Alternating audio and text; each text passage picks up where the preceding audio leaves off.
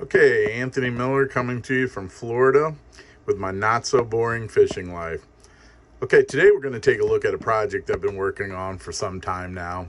I'm trying to wrap it up and finish it, but I have so many other projects, sometimes it's hard to get to. But this one is coming out pretty good, so I thought I'd give you a quick look at. And this is my vintage Penn spin fisher. I think it's the 710 model, and it's pretty unique. Now, these came when they first came out. They came out in a color that was like this.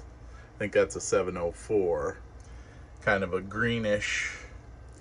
But what we did was we stripped this one down. At one time it was blue, and but we had painted it, and that held up for a while. But then a lot of guys that are doing these are starting to powder coat them.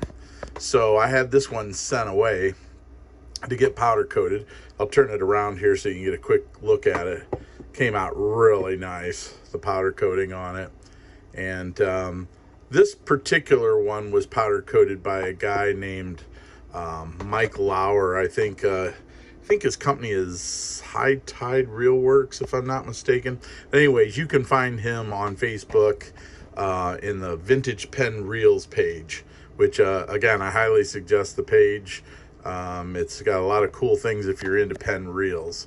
So we're probably going to zoom in on some of these things, so I'll try to do that. Okay, let's see. Okay, first I machined the holes in the spool right there. I did some in the front, and I did some on the side. That's actually like the rotor cup, not the spool. Sorry about that. And then what I did was I installed this is a manual pickup. And you can get these, some guy down, I think here in Florida, sells these. But basically you take the bail off, and it's just a manual hand pickup where you pick the line up and just put it on the bail. And then you have to counterweight it. So what I used was another part from a Penn reel, from a conventional reel, the oil cap. That worked out pretty good. And so we put some holes in the back of the cup too, the rotor cup, that's what it's called. Okay, so one other thing I did is it didn't have the emblem anymore. So I got a coin that had, I think it's a sailfish on it, and put it on there. But the two-tone color on this just really looked good. The handle knob is upgraded. Obviously, it's not the one that Penns typically come with. And Mike Lauer also did that one for me, too. And one thing I did was I also put holes in the lever for the reverse. And so that come out pretty good. And so, yeah, now I don't have the front part of it done. That's what I'm working on next, is the drag knob. I tore an original one apart, and that was what was underneath it. And I'm thinking of maybe machining something aluminum. Not really sure yet, but we'll see. I might machine it out of plastic too. I'm not sure what I'm going to do yet on that. That's the last thing I have to do this. Now you're thinking, oh, that's pretty cool and everything, but there's more to this than meets the eye. So what I'm going to do is I'm going to try to show this. Now this might be a little bit difficult for me because I have to do it with one hand. But there's something else I did to this reel that's pretty cool. I have to grab a little tool here, which is basically a dime to open that up. Okay, now I'm going to try to do this real quick and just pop that open and see if I can do that. And you're going to see, now remember, the reason people do this is for looks, and they also try to lighten the weight of these older reels up. So that was what I tried to do with this one. So you're about to see here what I did to the inside of this. So I drilled out the gears and some of the parts in there. Not the gears, but the one part's a gear, but the lever that holds that to that. And I think that came out pretty good. So, and you'd be surprised how much weight that actually took off the reel. And altogether, all the weight that's taken off the reel when you drill, I'm possibly going to do some more to the inside of this cup here. I might drill some holes in there. And there's some other things I've seen some guys do.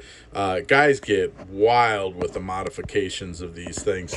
Some guys do, instead of holes, they do like slits, and it's really, really, really cool stuff.